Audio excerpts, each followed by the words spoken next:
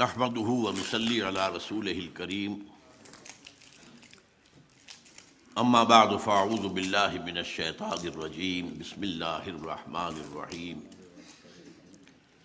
يا أيها الإنسان ما غرك بربك الكريم الذي خلقك فسواك فعدلك في أي صورة ما شاء ركبك كلا بل تكذبون بالدين صدق الله العظيم رب اشرح لي صدري ويسر لي امري واحلل عقدة من لساني يفقهوا قولي۔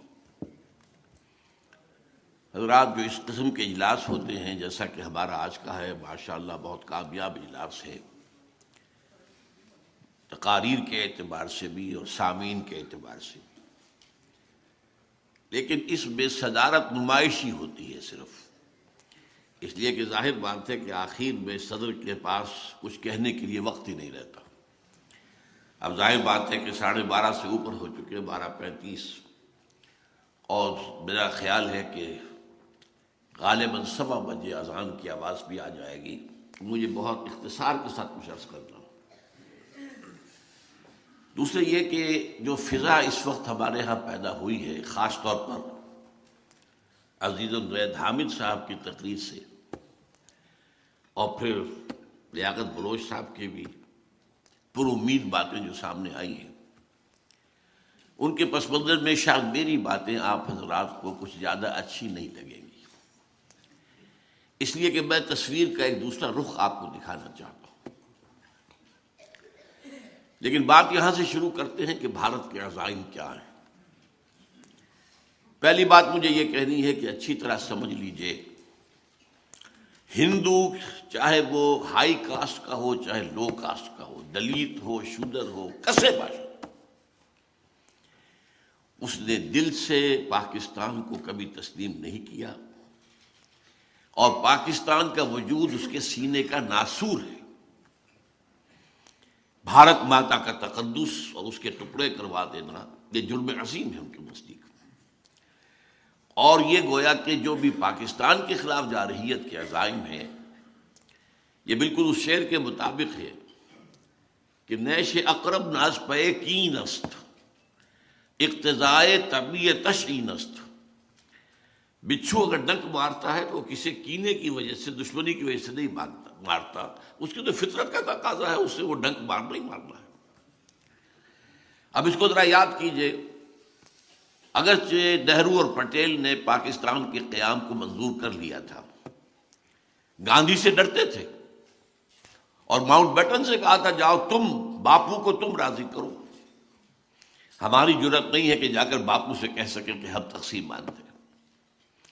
لیکن ان کی اسکیم کیا تھی؟ پاکستان کے پیدا ہوتے ہی ختم کر دینا۔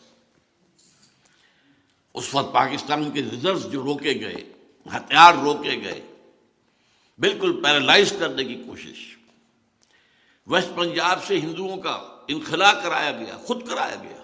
یہاں وہ اس قسم کے فسادات بالکل نہیں ہوئے تھے جو ایسٹ پنجاب میں ہوئے، تاکہ یہاں کا جو چونکہ تجارت اور صنعت وغیرہ تو ہندو کے پاس ہے، یہ تو کولیپس کر جائے گا۔ اور پھر یہ ہے کہ ادھر سے جو سیلاب آیا جو مہاجرین کا، تو اس سب سے انہیں توقع تھی کہ پاکستان فوراً ختم ہو جائے۔ اللہ کا بڑا فضل و کرم ہوا، بڑا فضل و کرم ہوا، بڑا فضل و کرم ہوا۔ اس نے ایسے حالات پیدا کیے، اس نے معجزے سے ہی قائم کیا تھا، اور معجزے کے ساتھ ہی اس وقت بھی ان حالات کے اندر بھی جو نہایت نامساعد تھے، اللہ نے پاکستان کو قائم رکھا۔ لیکن ایک دوسری اسکیم گاندھی کی تھی۔ گاندھی گڑ دے کر مارنا چاہتا تھا۔ آپ کو معلوم ہوگا کہ گاندھی نے پاکستان کے فنڈز اور پاکستان کے حصے کا اسلحہ وہاں سے جاری کروا کر پاکستان پہنچانے کے لیے مرن برت رکھا، اور تب مجبور کیا نہرو اور پٹیل کی حکومت کو کہ وہ اثاثے بھی ادا کرے۔ لیکن یہ سب کس لیے تھا؟ تاکہ مسلمانوں نے پاکستان کے دلوں کے اندر ایک نرم گوشہ اپنے لیے پیدا کر لے۔ اس کے بعد اگلی اسکیم اس کی کیا تھی؟ واگا سے داخل ہو کر پیدل یاترا کرتا ہوا کراچی جانا تھا۔ پورے پاکستان کو وہ محبت کا پیغام دے کر وہ جو وہاں سے محبت کے لیے اپنی دلوں کے اندر پیدا کر لی تھی گنجائش، تو گویا کہ گڑ دے کر مارنے کا پروگرام اس کا تھا۔ یہ بھی اللہ ہی کا فضل ہے کہ گوڈسے کے ہاتھوں اس کی موت واقع ہو گئی، ورنہ یہ ہے کہ بہرحال گاندھی جس قسم کا لیڈر تھا اور اس کے جو بھی اثرات ہو سکتے تھے جو پاکستانیوں پر اس وقت پڑے تھے، تو اس کے اندر اس بات کا امکان تھا۔ بہرحال اس کے بعد جو صورتحال رہی ہے ہمارے ہاں، وہ میں ایک واقعہ آپ کو سناتا ہوں۔ میں 1953 میں اسلامی جوی طلبہ کا ناظم اعلیٰ تھا۔ اس وقت جو ایک تحریک چلی تھی ختم نبوت تحریک، اور بڑے فسادات پنجاب میں ہوئے تھے۔ اس زمانے میں خواجہ ناظم الدین وزیر اعظم تھے، وہ یہاں آئے تھے دورے پر، تو میں جمعیت کا ایک وفد لے کر ان سے ملا گورنر ہاؤس میں۔ پہلے تو کچھ موجودہ حالات ملکی پر بات ہوئی، پھر میں نے ان سے کہا جناب یہ میڈو کس بلا کا نام ہے؟ یہ جو آپ ڈیفنس پیکٹ کر رہے ہیں، کن چیزوں میں آپ پاکستان کو باندھ کر جانا چاہتے ہیں؟ مجھے اب بھی ان کا چہرہ بھی یاد ہے پوری طرح، اس کی شرافت۔ کہہ رہے دیکھیے یہ آپ لوگوں کی بات نہیں ہے، یہ آپ طالب علم ہے، آپ کا ہی کام نہیں ہے۔ میں ذرا شوخ تھا ابتدا ہی سے، میں نے کہا جناب آپ ہمیں باندھ کر چلتے بنیں گے، ملک تو ہم نے سنبھالنا ہے، تو ہمیں بتائیے۔ اچھا ایک جملے میں اچھا، اور دو جملے میں آپ کے سنا رہا ہوں۔ دیکھیے پنڈت جی تو نہیں چاہتے نا کہ پاکستان رہے، پنڈت نہرو، اور دیکھیے ہم اکیلے تو ان کا مقابلہ نہیں کر سکتے نا۔ سورہ کبریٰ سے نتیجہ نکال لیجیے، دو جملوں میں پوری پالیسی تھی اور پوری سادگی سے انہوں نے بیان کر دی۔ وہ ہماری مجبوری تھی کہ ہم امریکہ کی گھڑے کی مچھلی، اور ظاہر بات ہے اس وقت امریکہ کو ضرورت تھی، کنٹینمنٹ آف USSR کی پالیسی تھی۔ وہ سینٹو اور نیٹو اور میڈو تو نہیں بن سکی تھی، سینٹو بنی تھی، پھر وہ بھی رہ گئی تھی، لیکن سیٹو اور نیٹو تو تھی۔ اب ہمارے ساتھ امریکہ کا جو رویہ رہا، امداد بھی دی، مالی امداد بھی دی، اس میں یہ ہے کہ جو ہتھیارات بھی دیے، لیکن ایک بات تو یہ نوٹ کیجئے کہ ایک تو یہ ہندو کے یہاں کے جانے سے جو متروکہ جائیداد یہاں پہ رہی ہے، ہمارے دامن اخلاق کو سب سے پہلے داغدار کرنے والی وہ دولت تھی۔ جھوٹے دعوے، جھوٹے ایفیڈیوٹس، جھوٹے حلفیہ بیان، تو ہمارے کردار کی جو کمر ٹوٹی ہے اس سے، وہ ہمارے حق میں واقعہ یہ ہے کہ ایک بہت بڑا زہر ثابت ہوا، اور اس کے بعد امریکی امداد ہمارے لیے زہر بن گئی، ایک آرٹیفیشل خوشحالی۔ ہم نے اپنی معیشت کو مضبوط نہیں کیا تھا، لیکن یہ جو کچھ آ رہا تھا اس کے بنا پر ہم بوسٹ کرتے تھے کہ ہمارا تو بہت جو ہے لیونگ سٹینڈرڈ بھارت کے مقابلے میں بہت بہتر ہے، لیکن اس ایڈ نے بھی ہمارے لیے وہ کام کیا ہے جو ایڈز کا وائرس جو ہے ایک انسان کی زندگی میں کرتا ہے۔ وہ ایڈ جو گئی ہے بیوروکریسی کے جیبوں میں گئی ہے، وہاں سے ہو کر واپس جہاں سے آئی تھی وہاں پہنچی ہے، وہاں کے بینکوں میں پہنچی ہے۔ ہمارے اخلاق کا، ہمارے کردار کا دیوالہ جو ہے اس کے نکالنے میں اس ایڈ کا بھی بہت حصہ ہے۔ پھر ہم پر پابندی کیا تھی؟ یہ ہتھیار تم بھارت کے خلاف استعمال نہیں کر سکتے، اگر ہم نے سن 65 میں استعمال کر لیا تو ہمیں سزا دے دی گئی۔ بہرحال یہ عرصہ وہ تھا کہ جو ہم امریکہ کے گھڑے کی مچھلی بن کر ہم نے زندگی گزاری ہے، لیکن ایک پوائنٹ نوٹ کیجئے کہ اس پورے عرصے کے دوران بھی امریکہ بھارت کی پیمپرنگ کرتا رہا ہے۔ امریکہ کی عنایتیں بھارت کے شامل حال رہے، حالانکہ وہ رشیا کے ساتھ جا کے اس نے الائنس کیا، لیکن امریکن جو ہے ظاہر بات ہے بہت دور ان کی نگاہیں ہوتی ہیں، مستقبل وہ دیکھ رہے تھے کہ بھارت ایک بڑی طاقت بن کر ابھرے گا، لہذا اس کے ساتھ، حالانکہ 1962 میں جب چائنا کی اور بھارت کی جنگ ہوئی ہے تو ہمارے لیے بہترین موقع تھا۔ کشمیر اس وقت چند دن کی بات تھی، بھارت کے پاس وہاں پہ ڈیفنس تھا ہی نہیں، امریکہ نے ہمیں روکا اور ہم امریکہ کے تابع رہے۔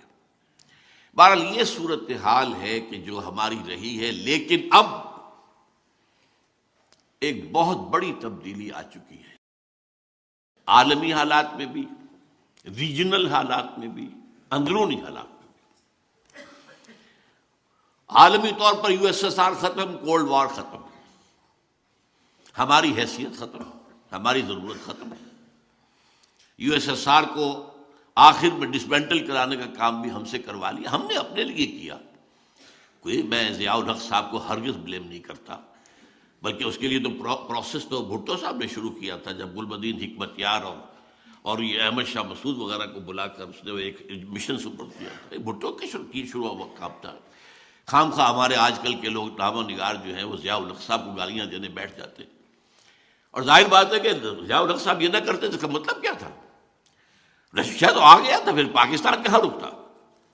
اور اس کا تو صدیوں پرانا خواب تھا جو warm waters of the Arabian Sea تک پہنچنے کا۔ افغانستان میں جم جاتا تو پھر بلوچستان اس کی چند گھنٹے کی بات تھی۔ بہرحال وہ جو کچھ کیا، چاہے ضیاء الحق نے کیا، چاہے اسامہ ابن لادن نے کیا، یہ بھی لوگ جا کے اسی جہاد کے لیے امریکہ جو کہ جہاد اصل امریکہ جسے استعمال کر رہا تھا، انہوں نے کیا اپنے لیے۔ افغانوں نے جہاد میں جانیں دی ہیں تو اپنے لیے دی ہیں، اپنی حریت کے لیے دی، اپنی آزادی کے لیے دی۔ اسی طرح اگر عرب وہاں پر آئے ہیں، اور چاہے لانے والے اسامہ ابن لادن ہوں، اور چاہے وہ عمر عبد الرحمن ہوں، اور چاہے وہ عبداللہ ابن عزام ہوں، وہ سب بھی تو اسلام کے نام پر لا رہے تھے، اسلام کے لیے لا رہے تھے۔ جو آئے تھے، سعودی عرب کا نوجوان کاہے کے لیے یہاں آیا تھا؟ اس کے پاس کس چیز کی کمی تھی وہ جو یہاں پر آ کر اس قدر پتھریلی فضا کے اندر اور اس قدر جو ہے حالات کے اندر نامساعد حالات میں آ کر انہوں نے قربانیاں دی، جانیں دی۔ بہرحال یہ مسئلہ جو تھا، لیکن صورتحال اب جو تبدیل ہو چکی ہے وہ یہ ہے کہ یو ایس ایس آر ختم، اس کی کوئی حیثیت ہی نہیں۔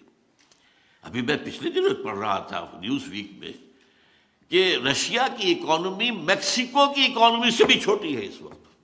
میں تو حیران ہوا، میرا تو خیال تھا اس کے پاس بڑے ذخائر جو ہے تیل کے ہیں، لیکن رشین اکانومی میکسیکو کی اکانومی سے بھی چھوٹی ہے۔ اس کا تو حال یہ ہو چکا ہے۔ لیکن اب کیا ہوا ہے؟ اب چائنا ابھر آیا ہے، اب کنٹینمنٹ آف چائنا پالیسی ہے، اب اس کا گھیراؤ کرنا ہے۔ اس میں میجر رول بہرحال بھارت کا ہوگا، جو مقابلے پر کھڑے ہونے کی سکت رکھنے والا ملک ہے۔ آبادی میں بھی تقریباً غالباً آس پاس برابر ہی ہیں، اور یہ کہ بہرحال یہاں بھی جو تعلیم، ٹیکنالوجی وغیرہ جو ہے وہ پوری اعلیٰ سطح کی موجود ہے۔ اس لیے اب صورتحال یہ ہے کہ امریکہ کا اسٹریٹجک پارٹنر وہ ہے، اس کے ساتھ جو ہے وہ سول نیوکلیئر جو ہے ٹریٹی بھی ہو چکی ہے، اور ہمیں امریکہ یہ چاہتا ہوگا کیا، وہ تو اللہ کے علم میں ہے، وہ چاہتا ہے کہ ہم بالکل اس کے سامنے گھٹنے ٹیک کر اور بالکل چھوٹے بن کر رہیں۔ یؤت الجزیۃ عن ید وہم صاغرون، اپنے ہاتھ سے جزیہ دیں اور صاغر رہیں۔ اور جزیہ کیا ہوگا کہ کھول دو اپنی منڈیوں کو بھارت کے مال کے لیے، اللہ اللہ خیر صلی اللہ، یہی جزیہ ہوگا اس دور کا۔ تو ان کی پالیسی یہ بن چکی ہے۔ تو یہ ہے اصل میں جو حالات بیرونی عالمی سطح پر۔ دوسری طرف ریجنل پر آئیے، افغانستان میں چونکہ الکفر ملت واحدہ، یہ نوٹ کر لیجئے، افغانستان میں وہ جو ابلیس نے کبھی دیکھا تھا، ایک خطرہ کے اندازہ کیا تھا، اقبال نے اپنی ابلیس کی مجلس شورا کے جو نظم ہے اس میں بیان کیا تھا کہ مجھے عصر حاضر کے تقاضاؤں سے ہے، لیکن یہ خوف ہو نہ جائے آشکارا شرع پیغمبر کہیں۔ یہ شرع پیغمبر تو آشکارا ہو رہا ہے۔ یہ افغانستان میں چند اسلامی احکام نافذ ہوئے اور امن ہو گیا 100%۔ ایک حکم سے پوپوئی کی کاش زیرو۔ ہمارے ہاں کے بڑے سیکولر جو ہیں، دانشور ہیں، علامہ اقبال کے صاحبزادے ڈاکٹر جاوید اقبال، انہوں نے خود کہا، کچھ دن رہ کر آئے تھے کابل میں طالبان کی حکومت کے دور میں، واپس آ کر دارالعلوم حقانیہ اکوڑا خٹک میں تقریر کی ہے، اور مجھ سے مانا کہ ہاں میں نے کہا تھا، یہ بعد میں نے پہلے اخباری سطح تھی، پھر میں نے خود ان سے پوچھ کے ہاں کہا تھا میں جو حالات کابل میں دیکھ کے آیا ہوں، یہ کون کہہ رہا ہے؟ جاوید اقبال کہہ رہا ہے، روشن خیال ترین ہمارے دانشوروں میں سے اور سیکولر ذہن رکھنے والے، کہ میں جو حالات دیکھ کر آ رہا ہوں افغانستان میں، کابل میں، اگر یہ چند اور مسلمان ملکوں میں بھی ایسے حالات ہو جائیں تو پوری دنیا مسلمان ہو جائے گی۔ یہ ہے وہ خطرہ افغانستان کی سرزمین سے کہ جس کی وجہ سے 9/11 کا ڈرامہ رچایا، اپنے 3,000 آدمی مروائے، 4,000 یہودیوں کو بچا لیا۔ پہلے دن کہا گیا تھا 8,000 یہاں پر مارے گئے ہیں، اس کے بعد بتایا گیا نہیں 3,800 مرے ہیں، باقی کہاں گئے؟ 4,200 کہاں گیا؟ وہ معلوم ہوا وہ 42 یہودی تھے جو اس روز آئے ہی نہیں تھے، انہیں معلوم تھا را کا اور نیو کانز آف امریکہ ان کا جو ہے یہ اپنا ملی ہوئی بھگت تھی، اور وہ یہ چاہتے تھے کہ جیسے سیکنڈ ورلڈ وار میں پرل ہاربر کے واقعے کے بعد امریکہ جو ہے پوری طاقت کے ساتھ آ کر کودا تھا میدان جنگ میں، تو امریکہ نیڈز اے پرل ہاربر، یہ ان کے یہاں باقاعدہ مقالات لکھے گئے۔ وہ پرل ہاربر انہوں نے خود کروا کے اور پھر افغانستان پر جو فوج کشی کی ہے اور جو طالبان کی حکومت کو ختم کیا ہے، لیکن انہیں نظر آ رہا ہے کہ یہ یہاں پر جو جذبہ ہے وہ کبھی ختم ہونے والا نہیں۔ وہ اور ہمارا علاقہ، یہ جو پختونستان والا علاقہ سمجھ لیجئے، ہمارا بھی جو پختون علاقہ ہے، اس کے بارے میں ایک بہت بڑے مصری دانشور شکیب ارسلان نے یہ لکھا ہے۔ میں حیران ہوتا ہوں کہ وہ مصری ہیں، انہیں ہمارے حالات کا ایسا کیسے اندازہ تھا۔ مولانا علی میاں صاحب نے اپنی کتاب میں کوٹ کیا، اس نے کہا تھا کہ یہ جو دو پہاڑی سلسلے چلتے ہیں، یہ جو چھت کہلاتی ہے پامیر کی سطح مرتفع، یہاں سے ادھر پہاڑ جا رہا، ادھر پہاڑ جا رہا، ادھر پہاڑ جا رہا، ادھر جا رہا ہے، تو ایک ہمالیہ ہے جو وہاں سے چلتا ہے ساؤتھ ایسٹ کی طرف، اور ایک کوہ ہندوکش ہے جو وہاں سے چلتا ہے ساؤتھ ویسٹ کی طرف۔ ان دونوں کے درمیان جو ٹرائنگل ہے، یہ ٹرائنگل کا بیس میں بتا رہا ہوں، یہ ان کی کوٹیشن میں نہیں ہے، وہ ہے مالاکنڈ کا پہاڑ، یہ ٹرائنگل بنتی ہے۔ بیس یہ ہے، ادھر سے ہمالیہ، ادھر سے کوہ ہندوکش۔ اس خطے میں جو قوم آباد ہے، شکیب ارسلان کہتے ہیں اگر پوری دنیا میں اسلام کی نبضیں ڈوب گئیں تب بھی اس خطے میں اسلام کی نبضیں چلتی رہیں۔ تو یہ علاقے ہیں، ان سے خطرہ ہے، اسی لیے یہاں وہ اپنا پورا مضبوط اڈا بنانا چاہتے ہیں ہر صورت۔ ابھی کہا گیا کہ تو ہم کئی جنریشن تک رہیں گے یہاں پہ، یہ جنگ تو کئی جنریشن تک چلے گی۔ اور یہاں پر نوٹ کیجئے کہ الکفر ملت واحدہ کا ثبوت کیا ہے۔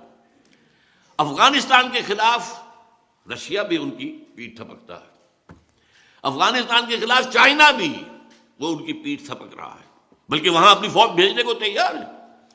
اسے بھی اندیشہ ہے یہ مسلم فنڈامنٹلزم جو ہے اگر افغانستان اور پاکستان کے علاقے سے نکلتا ہے تو سنکیانگ جیسا بڑا میرا صوبہ، بہت بڑا علاقہ، ذرا آپ کو تو نہیں یاد ہوگا اکثر کو، ہم شروع میں جب پڑھا کرتے تھے روسی ترکستان، چینی ترکستان، دو ترکستان تھے یہ روسی ترکستان کے جو ہے سب سمرقند اور بخارا جیسے شہر، اور یہاں کاشغر، اور اقبال نے کہا ہے ایک ہو مسلم حرم کی پاسبانی کے لیے نیل کے ساحل سے لے کر تا بخاک کاشغر، یہ کاشغر وہاں ہے، اور وہ مسلم تہذیب کا بہت بڑا گہوارہ، انہیں خطرہ ہے۔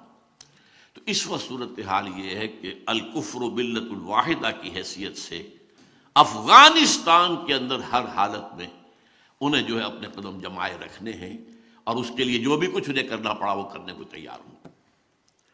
تیسری ڈائمنشن اور ہے جس کا ذکر کیا تھا عزیز امجد حامد صاحب نے، یہ جو یہودیوں کا نقشہ چل رہا ہے 1897 سے شروع ہوا، وہ جو Protocols of the Elders of the Zion, اور 20 سال کے اندر اندر انہوں نے سلطنت عثمانیہ کی دھجیاں بکھروا کر، اور یہ کہ بالفور ڈیکلریشن 1917 کا حاصل کر لیا برطانیہ کے ذریعے سے، اور پھر 20 سال کے اندر 21 سال میں اسرائیل قائم ہو گیا۔ وہ جو نقشہ ہے یہودیوں کا، وہ عالم پوری اس گروہ کے اوپر اپنی فینینشل امپائر چاہتے ہیں، لیکن ایک بڑا رقبہ جو ہے عرب ممالک کا، وہاں وہ اپنی واقعتاً ایک اسٹیٹ چاہتے ہیں، پوری دنیا پر حکومت عثمانی میں نہیں، پوری دنیا پر تو یہ ہے کہ وہاں پر لوگ کام کریں، انہیں گوئمز اور جنٹائلز ہیں، بس حیوان بنا دو انہیں، وہ کام کریں اور ان کی کمائی کا جو ہے ملائی اس کی ہم کھینچتے رہیں گے IMF کے ذریعے سے اور ورلڈ بینک کے ذریعے سے، بس یہ وہاں اس کے لیے تو یہی ہے financial empire, not direct occupation. لیکن یہ جو گریٹر اسرائیل ہے، اور پھر جو انہیں اپنا بنانا ہے تھرڈ ٹیمپل، ذرا غور کیجئے، ان کے لیے وہ بالکل ایسے ہی ہے حضرت سلیمان کا بنایا ہوا، ہم اسے مسجد اقصیٰ کہیں گے، اسے ہم ٹیمپل تو نہیں کہیں گے، بہرحال ہیکل کا لفظ استعمال ہوتا ہے، جو بنایا تھا تقریباً 1000 BC میں بیفور کرائسٹ، لیکن اس کے بعد 587 میں اسے گرایا نیبوکڈ نظر نے، اس کے بعد پھر دوبارہ بنایا، وہ سیکنڈ ٹیمپل تھا جو 70 عیسوی میں گرایا ٹائٹس رومی نے، اور وہ گرا پڑا ہے، اور ان کے نزدیک اس کی حیثیت وہی ہے جو ہمارے نزدیک کعبے کی ہے۔ اب جب کہ آپ سوچئے کہ 40 برس ہو گئے ہیں کہ اب وہ یروشلم پر پورا قبضہ ان کا ہے 1967 کے بعد سے، اور انہیں ہر حال میں اپنا ٹیمپل بنانا ہے۔ تو آرمیگیڈون کا نام آپ نے سنا ہوگا، بہت بڑی عظیم جنگ جو مڈل ایسٹ میں ہونے والی ہے، جس کی پیشن گوئی بائبل میں بھی ہے، اس کا جو لاسٹ چیپٹر ہے ریویلیشنز آف سینٹ جان، پھر احادیث میں الملحمۃ العظمیٰ الملحمۃ الکبریٰ، بے تحاشا نقصان جو ہے مسلمانوں کا ہونا ہے، اور یہ سارے ممالک مسلمانوں کے ہاتھ سے نکل جائیں گے، احادیث کے اندر صاف صاف۔ یہ عراق ہے، اور یہ شام ہے، اور یہ فلسطین ہے، اور ترکی کا بھی ایک حصہ ہے، اور سعودی عرب کا بھی ایک حصہ ہے، جس کو اندر ان کا نقشہ تو مدینے سمیت ہے، انکلوڈ کرتے ہیں مدینے کو، مکے کو نہیں، مکے سے انہیں سروکار نہیں۔ اس کے لیے ایک عظیم جنگ ضروری ہے، اور تھرڈ ٹیمپل بنانے کے لیے مسجد اقصی گرانی ضروری ہے۔ لیکن اس کام میں جیسے کہ زید نے کہا تھا، صحیح کہا تھا، مسجد اقصی جس دن گری طوفان ہوگا پورے عالم اسلام میں، پھر ان حکومتوں کی کوئی حیثیت نہیں ہوگی۔ یہ جیسے وہ پاکٹ یونینز ہوتی ہے، لیبر یونینز، پاکٹ یونینز، یہ ساری حکومتیں کیا ہیں؟ یہ امریکہ کی جیب کی جو ہے حکومتیں ہیں، ان کے بٹھو، ان کے اعلی کار۔ ہماری موجودہ حکومت تو وہیں سے این او سی بھی لے کر آئی ہے، وہیں سے این آر او بھی لے کر آئی ہے، سارا کا سارا معاملہ انہیں کا ہے، اور اکثر جگہ پر سب کے سب پٹھو ہیں اپنے اپنے مفادات کے لیے۔ عرب کانپتے ہیں ایران سے، لہذا ہمیں چاہیے کہ وہ جو ہے یقیناً امریکہ کی ہم جو ہے وہ پناہ لیے رکھے، اس لیے کہ ایران بہت بڑی طاقت ہے، اور وہ ظاہر بات ہے عرب اور عجم کی پرانی جو ہے مخاصمت ہے وہ تو ہڈیوں کے اندر ہے۔ بہرحال یہ ساری صورتحال ایسی ہے کہ وہ تلے ہوئے ہیں اب اس بات پر کہ اپنے اس ایجنڈا، وہ 5 point agenda, Armageddon, creation of Greater Israel, demolition of مسجد اقصی، اور وہاں پر تھرڈ ٹیمپل کی تعمیر، اور اس کے بعد تھرون آف ڈیوڈ لا کر وہاں رکھنا، یہ جو ہیں 5 آئٹمز ہیں۔ ان کا میں وقت نہیں ہے میرے پاس کہ میں آپ کو بتاؤں تھرون آف ڈیوڈ کہاں سے آ گیا۔ وہ ایک پتھر تھا، میں مختصر عرض کر دوں، جس پر حضرت داؤد کو بٹھا کر تاج پوشی کی گئی تھی، اسی پر حضرت سلیمان کی تاج پوشی ہوئی، پھر وہ رکھ دیا گیا ہیکل سلیمانی میں، اور جو بھی اب ہوتا تھا یہودی بادشاہ اس کی تاج پوشی اسی پر ہوتی تھی۔ سن 70 میں ٹائٹس نے جب گرایا ہے سیکنڈ ٹیمپل تو وہ پتھر لے گیا، روم چلا گیا، روم سے آئرلینڈ گیا، آئرلینڈ سے اسکاٹ لینڈ آیا، اسکاٹ لینڈ سے انگلینڈ آ گیا 14ویں صدی عیسوی میں، اور وہاں پہ انہوں نے اس کو ایک کرسی کے اندر سیٹ کی حیثیت سے لگا کر تھرون بنا لیا، اور یہ ویسٹ منسٹر ایبے کے اندر رکھا ہوا ہے، جو برطانوی پارلیمنٹ کے ساتھ جو چرچ ہے اس کے اندر رکھا ہوا ہے، اور انگلستان کے بادشاہوں اور ملکاؤں کی جو ہے وہ تاج پوشی اسی پر ہوتی ہے۔ تو اس کو لا کر اب رکھنا ہے تھرڈ ٹیمپل میں۔ اس کے بعد یہودی سمجھتے ہمارا مسیح آئے گا، وہ وہاں بیٹھ کر پوری دنیا پر حکومت کرے گا۔ عیسائیوں کا خیال ہے کہ حضرت مسیح کا سیکنڈ کمنگ ہوگی، جو ہم بھی اس کے قائل ہیں، اور وہ وہاں سے حکومت کریں گے۔ بہرحال اس ایجنڈے کا آغاز کرنے سے پہلے یہ تلے ہوئے ہیں۔ صحیح کہا تھا زید صاحب نے کہ انہیں کسی اور سے خطرہ نہیں تھا، کسی عرب ملک سے کوئی خطرہ نہیں تھا۔ بن گوریون نے نہ صرف شروع میں کہا ہے، بلکہ بن گوریون نے بعد میں 1967 کی جنگ کے اندر جو انہیں عظیم کامیابی حاصل ہوئی تو جشن منایا تھا پیرس میں۔ بن گوریون نے وہاں تقریر کرتے ہوئے کہا تھا ہمیں کسی مسلمان، کسی عرب ملک سے کوئی خطرہ نہیں ہے، خطرہ صرف پاکستان سے ہے۔ جبکہ اس وقت تک پاکستان ایٹمک پاور نہیں تھا، لیکن اس وقت جو بہرحال کیونکہ قائد اعظم نے جس طریقے سے کہا تھا اسرائیل کو از دی انلیجیٹیمیٹ چائلڈ آف دی ویسٹ، اس قدر کھل کر کہنے والا تو شاید پوری دنیا میں اور کوئی بھی نہ ہو، اور جس طرح لیاقت علی خان نے ٹھوکر ماری تھی، جو اپنا دورہ تھا ان کا امریکہ کا، اور وہاں جب ان کو جو امریکن جوئش کانگریس نے ریسیپشن دیا اور وہاں کہا کہ آپ اسرائیل کو تسلیم کر لیں، ہم یہ دیں گے، یہ دیں گے، یہ دیں گے، یہ دیں گے، یہ دیں گے، تو اس نے بھی جواب دیا تھا قائد اعظم ہی کی اسی سمجھیے ٹریڈیشن کے مطابق کہ جینٹلمین اور souls are not for sale, اس کی سزا اسے بھگتنی پڑی۔ قرارداد مقاصد پاس کرنا اس کا بہت بڑا جرم تھا، اور اس کے بعد اس طرح یہودیوں کی آفر کو ٹھکرا دینا اس کا بہت بڑا جرم تھا۔ تو قتل انہیں کیوں کرایا گیا؟ قتل انہوں نے کیا ہے، یہ ان کی سازش تھی جس سے کہ قتل کی گئی۔ بہرحال اب وہ تلے ہوئے ہیں کہ پاکستان کے کم سے کم اینٹوی دار توڑ دیے جائیں، تب وہ 5 نکاتی جو ہے ایجنڈا اس پر شروع کیا جائے، تاکہ ایسا نہ ہو کہ اگر اس سے پہلے ہو جائے اور طوفان عوامی یہاں آئے اور یہاں یہ حکومت جو ہے ہماری جو کٹ پتلی حکومت ہے یہ بہہ جائے تنکوں کی طرح اور فنڈامنٹلسٹ کے ہاتھ میں جو ہے وہ طاقت آ جائے، تو یہ نیوز جو ہے پھر وہ ہمارے لیے ظاہر بات ہے کہ بہت بڑا خطرہ ہوں گے۔ یہ صورتحال ہے ہماری خارجی۔ لیکن اب اس کو دیکھیے، میں یہ تصویر کا رخ رکھ رہا ہوں، میں معذرت کے ساتھ، کچھ سچائی آپ کو سننی چاہیے۔ بہت کچھ وہ بھی ہے کہ ہم خود اپنی جو بھی ہمارے ساتھ ہو رہا ہے اس کے ذمہ دار ہیں۔ اے باد صبا ہی ہما آبردہ تست، 1971 میں ہم نے وہ صورتحال وہاں پیدا کی تھی جس سے فائدہ اٹھایا پھر بھارت نے۔ بھارت کا تو نیش اقرب نسب پہ کی نسب، انہیں تو موقع ملا تھا، سبرامنیم نے اس وقت لکھا تھا this is the chance of the century, انہوں نے یوز کیا، لیکن حالات تو ہم نے پیدا کیے تھے نا۔ وہاں جو کچھ ہوا تھا، وہاں ایک عوامی ہے تحریک اٹھ کر کھڑی ہو گئی تھی، ہمارا جو بھی مارشل لا تھا وہ انہیں قابل قبول نہیں تھا، ہم نے پنجابی فوج کی غلامی کے لیے جو ہے وہ پاکستان میں شامل ہونا پسند نہیں کیا تھا، وہ تو پنجابی فوج کہتے تھے نا۔ اور جو کہا تھا پروفیسر فرید احمد، یعنی ان کا جو ڈھاکہ ایئرپورٹ پر استقبال ہوا تھا کہ اے پنجابیوں کے دلال دفع ہو جاؤ، چلے جاؤ، انہیں اترنے نہیں دیا گیا تھا ڈھاکے کے اندر۔ اب یہ فضا آخر پیدا کی کس نے تھی؟ یہ ہم نے کی تھی نا۔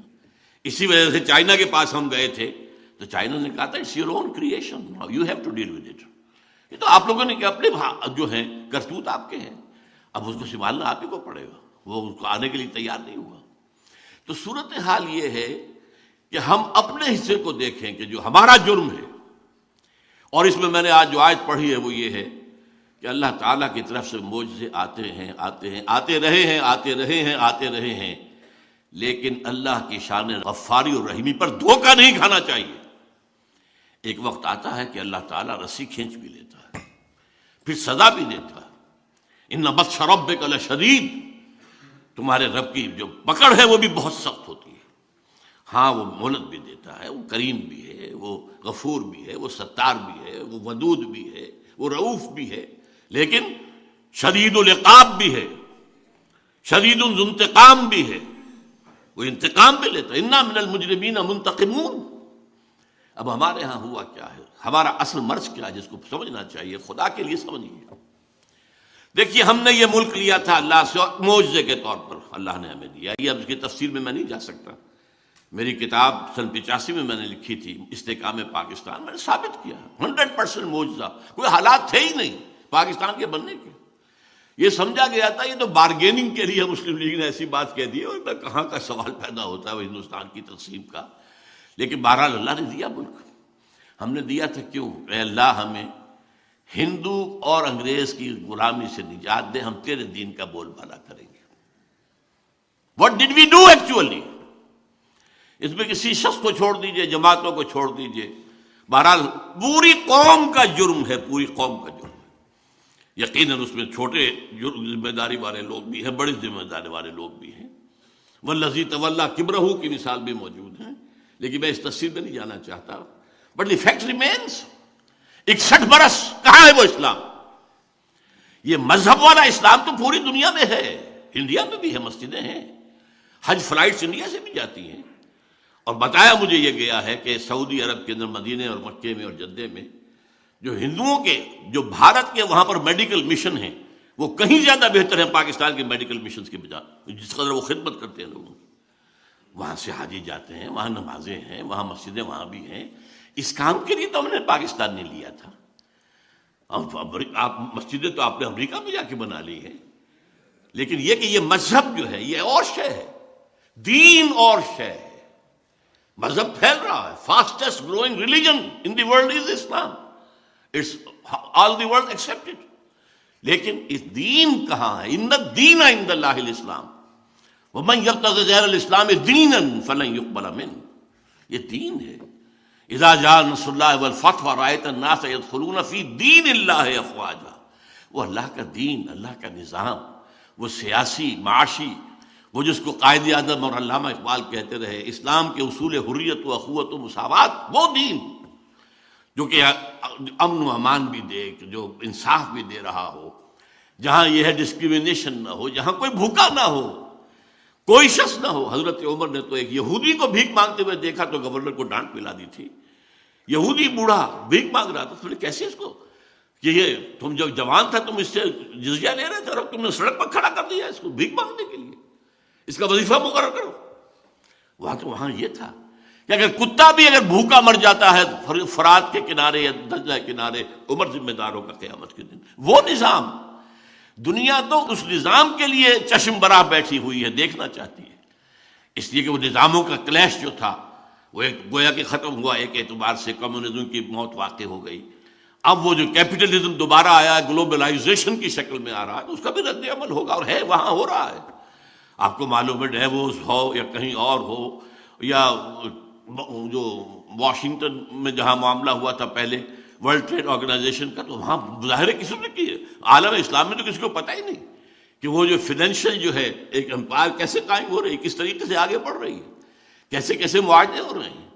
پوری دنیا جو ہے وہ اپنا بیج نہیں پیدا کر سکے گی، بیج لینے پڑیں گے ہم سے، ملٹی نیشنل سے، ہم نے ڈیولپ کیے ہیں یہ سارے جینیٹیکلی جو چینج ہیں، جس سے کہ اب پہلے کتنے تم من گندم لے لیتے تھے ایک بیگھے سے یا ایک ایکڑ سے، اب کتنا لے رہے ہو؟ پہلے کتنے چاول، اب ہم نے بنایا نا، ہم نے یہ، لہٰذا ہماری رائلٹی ہے، you will have to purchase, اور ہم دیں گے وہ بیج جو بس ایک فصل دے گا، اس سے جو گندم ہوگی وہ بیج کے طور پہ کام نہیں کر سکے گی۔ اس طریقے سے جو دجال کے بارے میں ہے کہ رزق کے خزانے اس کے قبضے میں آ جائیں گے، جو اس کی بات مانے گا صرف اس کو رزق ملے گا، باقی کسی کو رزق نہیں ملے گا۔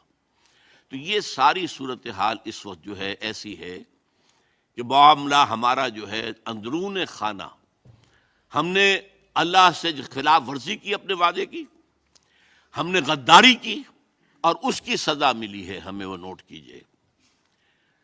قرآن مجید میں ہے سورہ توبہ میں، یہ 75 76 77 3 آیتیں ہیں۔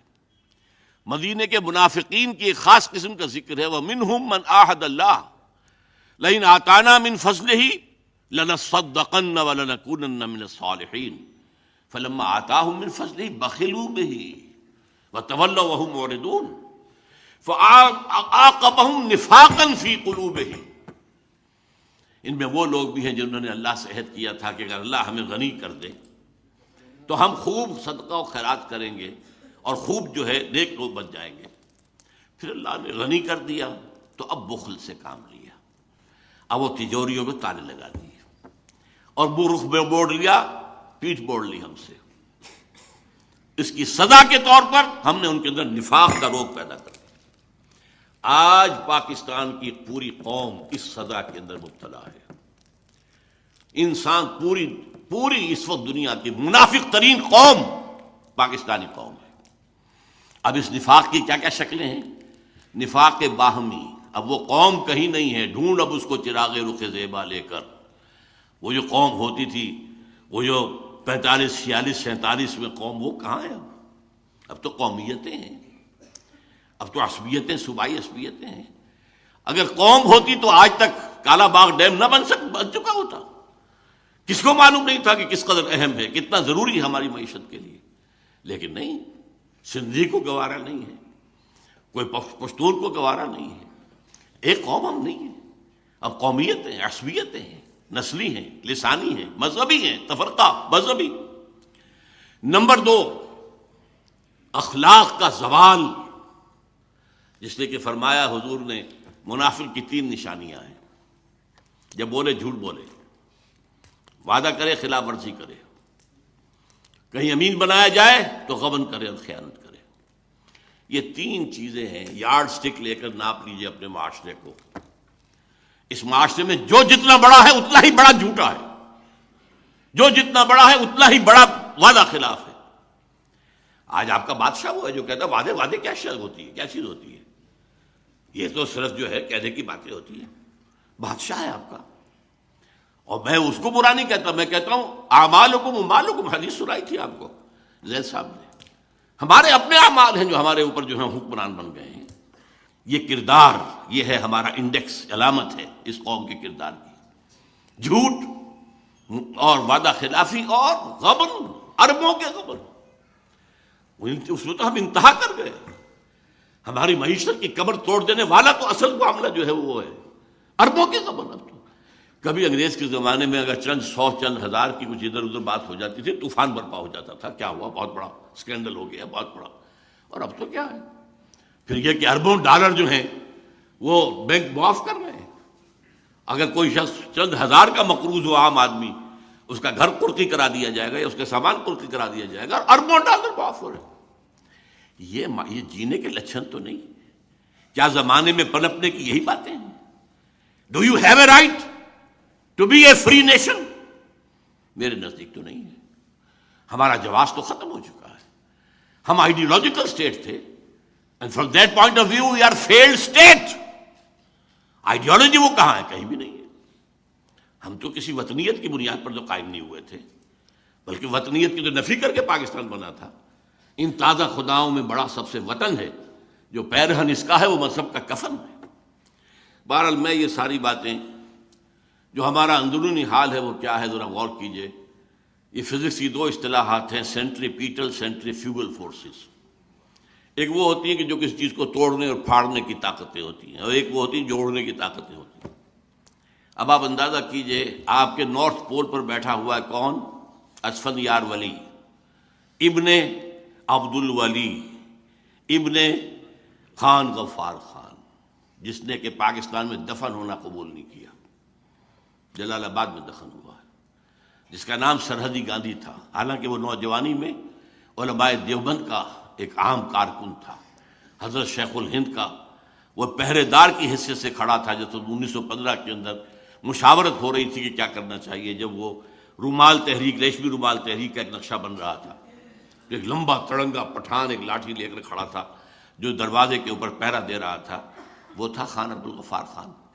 بہرحال بعد میں کانگریس کے ساتھ جا کر وہ کانگریسی، وہ تو سرحدی گاندھی بنے ہیں. اور اسفندیار ولی بھی یاترا کر کے آ گئے ہیں. این او سی لینے وہ بھی گئے تھے، یوں ہی نہیں گئے تھے، وہ بھی امریکہ گئے ہیں. اور جو کہا تھا فضل الرحمان صاحب نے، میں سمجھتا ہوں کہ بہرحال وہاں کے آدمی ہیں کہ نکل رہا ہے، NWFP ہاتھ سے نکل رہا ہے، اور یہ تو گریٹر ہندوستان کا نقشہ بنا رہا ہے. یہ تو نارتھ پول ہے. ساؤتھ پول پر جائیے تو امریکہ اور برطانیہ کا بڑا محبوب انسان الطاف حسین، جو کراچی اور آس پاس کے علاقے کا بے تاج بادشاہ ہے. یہ کون ہے؟ جو کراچی میں جا کر، جو دلی میں جا کر یہ کہہ کر آیا کہ ہندوستان کی تقسیم ایک بہت بڑی غلطی تھی. باقی جو کچھ بلوچ نیشنلزم ہے وہ سب آپ کے سامنے ہے. خود سندھیوں کے اندر نیشنلزم بہت گہرا ہے، بہت گہرا ہے. وہ جو 3-4 دن گزرے ہیں، جو بینظیر بھٹو کے قتل کے بعد اس کو جو بھی ہلا دیا پورے سندھ کو، نوٹ کیجیے اس کو. تو یہ حالات ہیں. اور اب اس کے اندر ایک ڈائمنشن اور ایڈ ہو رہی ہے. یہ جو ہنی مون تھا PPP اور مسلم لیگ نون کا، یہ ختم ہو رہا ہے. پھر وہی فضا ہو جائے گی، پھر جو ہے نئے جو ہے بساط بچھے گی، اور پھر وہی جو ہے. اور چاہتا یہ ہے بھارت بھی، امریکہ بھی، کہ یہاں بدامنی ہو اور ہمیں موقع ملے، جواز بن جائے. ایسٹ پاکستان میں بدامنی ہوئی، جواز مل گیا. وہاں سے بہت سے لوگ جو ہیں وہ چاہے ان کے کہنے ہی کی وجہ سے ہندو جو ہیں وہ چھوڑ کر ایسٹ پاکستان چلے گئے اور وہاں پر بنا دیے گئے ان کے کیمپس. دیکھو یہ جان کے خوف سے ڈر کے یہاں آئے ہوئے ہیں. بہرحال یہ ہیں ہمارے اپنے کرتوت. اب اس پس منظر میں ٹھیک ہے، وقت فرصت ہے کہاں، کام ابھی باقی ہے. اور یہ جو ہے اے خاص ہے خاصان رسول، وقت دعا ہے، امت پہ تیری آ کے جب وقت پڑا ہے. اللہ نے پاکستان کو بہت بچایا، بہت بچایا، بہت بچایا. پاکستان کو بنتے ہی بچایا، جبکہ اس کے خلاف جیسے کہ میں آپ بیان کر چکا ہوں 1965 میں بچایا. اس لاہور کا تو BBC ٹیلی ویژن نے تو دکھا دیا تھا، فال آف لاہور. لاہور فتح ہو چکا ہے بھارتی فوج کے ہاتھوں. جیم خانہ کلب میں شام کو آ کر شراب پینے کی تو ان کا پروگرام بن چکا تھا، اور ہماری سرحد خالی پڑی تھی، نو ڈیفنسز وٹس ایور. لیکن کیا ہے وہ اللہ نے بچایا. سألقی فی قلوب الذین کفروا الرعب، میں ان کافروں کے دلوں میں رعب ڈال دوں. انہیں ڈر گئے کہ یہ ہمیں گھیراؤ کیا شاید کیا جا رہا ہے. نو ریزسٹنس، وہ فوج سامنے ہے ہی نہیں، لہٰذا ڈر کے ٹھٹک کر کھڑے رہ گئے اور موقع مل گیا تو اللہ نے بچایا۔ سن 71 میں واقعہ جتنا بڑا حادثہ تھا، میں تو صاف بربلا کہہ رہا ہوں کہ پاکستان بھارت کے لیے ویسٹ پاکستان 6 دن سے زیادہ کی مار نہیں تھا۔ راجستھان کا ہمارا سیکٹر ٹوٹ چکا تھا، سیالکوٹ کا سیکٹر ٹوٹ چکا تھا، صرف ایک وہ جو ہمارا سلیمان کی ہیڈ ورکس وہاں پر ٹکا خان صاحب وہ ایک ٹاسک فورس لے کر بیٹھے ہوئے تھے۔ ہماری ایئر فورس جس نے 65 میں بہت بڑا کام کیا تھا بالکل نیوٹرلائز کر دی گئی تھی، اس لیے کہ رشیا نے وہ دے دیے تھے ہیلی کاپٹرز بھارت کو جن کے اوپر جو ہے وہ رڈار لگے ہوئے تھے اور وہ فضا میں ہر وقت موجود تھے۔ ہماری کوئی چڑیا بھی ہلتی تھی تو ان کے علم میں تھا۔ ہمارے جہاز کو کماڑی میں آ کر مار گئے وہ تو یہ کہ نکسن کا معاملہ اللہ کے دل میں، اللہ کی انگلیوں کے مابین ہوتے ہیں تمام انسانوں کے دل۔ نکسن کے دل کو پھیرا ہے، جس کو آخری وقت تک کہتی رہی پھر اندرا گاندھی، پرو پاکستان ٹلٹ ان امریکاز پالیسی۔ اور نکسن نے فون کیا کوسیجن کو ہاٹ لائن پر، اور کوسیجن نے فون کیا اس کو اندرا گاندھی کو، اور یونیلیٹرل سیز فائر ہوا ہے۔ وہ اللہ نے ہمیں فریش نیز آف ایگزسٹنس دی ہے۔ اللہ تعالیٰ اب بھی کیا پتا، وَإِنْ أَدْرِي لَعَلَّهُ فِتْنَةٌ لَكُمْ وَمَتَاعٌ إِلَىٰ حِينٍ، خدا کرے کہ بات وہی ہو جو زید حامد صاحب کہہ رہے ہیں۔ کیا پتا یہ بھی ایک آزمائش ہے جو آ رہی ہو، لیکن اس کے بعد اللہ تعالیٰ ہمیں ایک فریش نیز آف ایگزسٹنس دے دے، ہمیں موقع دے دے، ہمیں توبہ کی توفیق دے دے۔ لیکن یہ ہے کہ حالات کا جو دوسرا رخ ہے اس کو بھی سامنے رکھنا ضروری ہے۔ لیکن اس کے لیے اصل جو ہے میں بات کہنا چاہتا ہوں، جب تک ہم توبہ نہیں کریں گے، یہ نہیں بھول جانا چاہیے کہ یرموک میں جانے والے 60 لوگ کون تھے، جو کہ یوں سمجھیے سر سے پاؤں تک ایمان کا مجسمہ تھے۔ ہم کہاں ہیں؟ عزیز ماقف نے آیت تو وہ پڑھی تھی لیکن زیادہ زور دے کر بیان نہیں کیا۔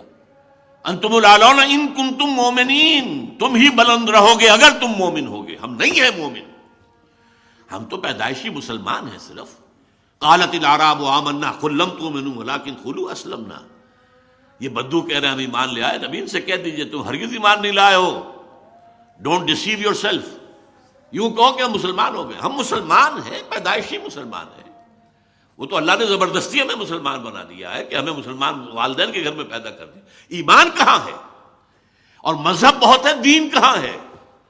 یہ سزا ہم پر ضربت علیہم الذلۃ والمسکنۃ وباؤوا بغضب من اللہ، پوری امت مسلمہ پر ہے، اور پاکستان پر اضافی سزا ہے یہ جو ہم نے وعدہ خلافی کے نتیجے میں نفاق عاقبہم نفاقا فی قلوبہم، اس میں ایک پہلو رہ گیا تھا۔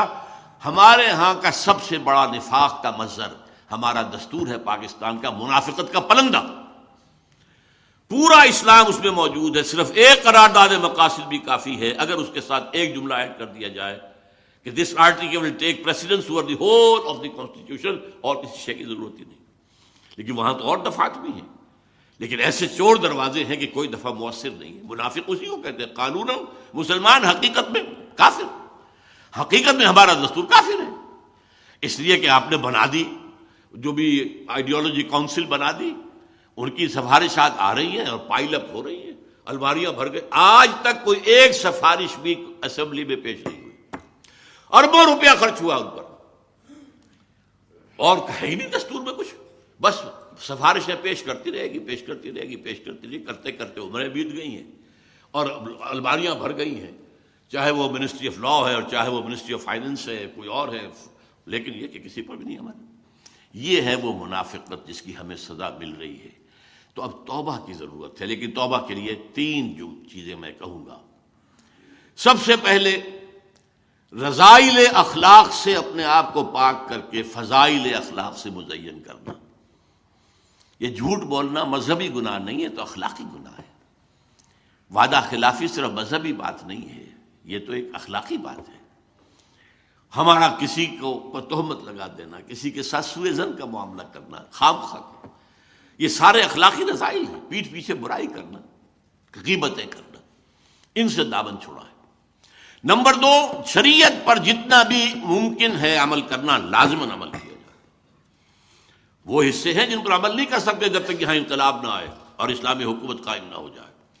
چور کا ہاتھ تو نہیں کاٹ سکتا، نہ میں کاٹ سکتا ہوں نہ آپ کاٹ سکتے ہیں، کوئی اور دوسری بعض سزائیں بھی جو ہیں، رجم کی سزا تو کوئی یہاں پہ نافذ نہیں کر سکتا، بلکہ یہ کہ کوڑے بھی لگانے کی سزا بھی دینے کی جو ہے وہ میرے پاس آپ کے پاس اختیار نہیں ہے۔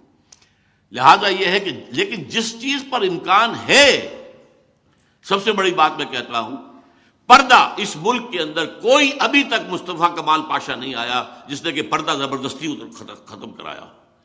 پھر جنہوں نے ختم کیا خود کیا ہے نا، یہ ان کی اپنی کارروائی ہے، اپنی کارستانی ہے، دیا ذمہ دار۔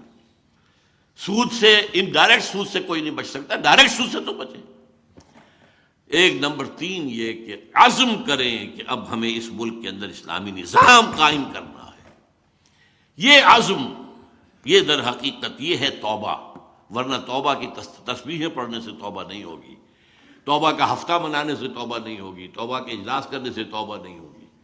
توبہ تو یہ ہوگی رذائل اخلاق کو ختم کرو، شریعت پر عمل بھرپور کرو، اور نمبر 3 طے کر لو ان صلاتی و نسکی و محیای و مماتی للہ رب العالمین، میری اب زندگی اور میری موت اور میری نماز اور قربانی سب اللہ کے لیے۔ اس کے لیے یہ ہے کسی نہ کسی جماعت میں شامل ہونا جو یہاں پر دین کو قائم کرنے کی جد و جہد کر رہی ہو۔ ایک ہے عام کوئی دینی مذہبی جماعتیں یا مذہبی کام، کوئی تعلیمی بھی کام بھی ہو سکتے ہیں، تبلیغی بھی، ایک ہے دین کو قائم کرنے کی جد و جہد، اور جس کا منہج جو آئے گا وہ سیرت النبی سے آئے گا، اس لیے کہ انبیاء کرام میں سے انہی کے ہاتھوں ایک عظیم انقلاب برپا ہوا، اور 23 برس کے اندر اللہ کا دین قائم ہو گیا، ٹوٹل 23 برس۔ تو وہ منہج وہاں سے لے کر اس کا فیصلہ مسلمان کریں اور اسی کی منادی کریں، اس کی صورت پھر اللہ سے دعا مانگیں۔ مجھے 2 دعائیں بہت پسند آئی ہیں پچھلے دنوں سے۔ ایک حضرت ابراہیم علیہ السلام کی دعا، میں حیران ہوا، پہلے کبھی توجہ نہیں گئی تھی، کہ سفارش کرنے کا، اور جس کو کہتے ہیں کہ قیامت کے اندر جو ہے شفاعت بھی ہوگی، اس شفاعت کا کس قدر لطیف انداز ہے۔ فرماتے ہیں پروردگار فمن تبعنی فإنہ منی، جو تو میری اولاد میں سے میری مطابقت کرے گا، میرے پیچھے چلے، وہ تو میرا ہے ہی ہے۔ ومن عصانی فإنک غفور رحیم، اور اے پروردگار جو میری معصیت کرے، نافرمانی کرے، تو غفور الرحیم ہے نا۔ یہ نہیں کہا کہ فاغفر لہ، نہیں، تو فإنک علی کل شیء قدیر۔ اسی طریقے یہ آیا ہے حضرت عیسیٰ علیہ السلام سے جب پوچھا جائے گا کہ یا عیسیٰ ابن مریم، کیا تم نے کہا تھا اپنے لوگوں سے کہ مجھے اور میری ماں کو بھی خدا بنا لینا؟ اے اللہ، میں نے نہیں کہا، میں نے تو وہی کہا تھا جس کا تو نے مجھے حکم دیا تھا۔ لیکن اس کے بعد کیا فرماتے ہیں؟ ان تعذبہم فإنہم عبادک، اے اللہ اگر تو انہیں عذاب دے تو یہ تیرے بندے ہیں، تجھے، اور وَإِن تغفر لہم، اور اگر تو بخش دے فإنک علی کل شیء قدیر، تو ہر چیز پر قادر ہے نا، تیرا کوئی ہاتھ تو نہیں پکڑ سکتا کہ ان گناہ گاروں کو کیوں تجھے بخش دیا، تیرا اختیار ہے۔ تو اب ہم جس جگہ کھڑے ہیں، اے اللہ ان تعذبنا فإنا عبادک، اگر عذاب بھی آ گیا ہو، سن 71 کا چھوٹا عذاب ہو سکتا ہے بڑا عذاب آیا بڑا ہو، وَلَنُذِيقَنَّهُم مِّنَ الْعَذَابِ الْأَدْنَىٰ دُونَ الْعَذَابِ الْأَكْبَرِ لَعَلَّهُمْ يَرْجِعُونَ۔ اللہ کی رحمت کی امید بھی رکھیے، لیکن اللہ کے شدید العقاب اور شدید الانتقام، انا من المجرمین منتقمون، یہ پہلو بھی نظر انداز نہ کیجیے۔ تو ایک جو ہے ہماری کیفیت ہونی چاہیے بین الخوف والرجاء، اور اس کے لیے یہ ہے کہ توبہ، اور توبہ اس سینس میں جو میں نے آپ کے سامنے رکھی ہے، اور ایمان سے اپنے دلوں کو مزین کر کے، اور پھر اپنی زندگیوں کو لگا دینا اللہ کے دین کو قائم کرنے کی جد و جہد کے لیے۔ کیا عجب کہ اللہ تعالیٰ ان ادری لعلہ فتنۃ لکم متاع الی حین، اللہ تعالیٰ ہمیں اور مہلت دے دے، ہمیں موقع دے دے، اصلاح کا موقع دے دے، تو اللہ تعالیٰ سے ہمیں اس کی دعا کرنی چاہیے۔ اقول قولی ھذا واستغفر اللہ لی ولکم ولسائر المسلمین والمسلمات۔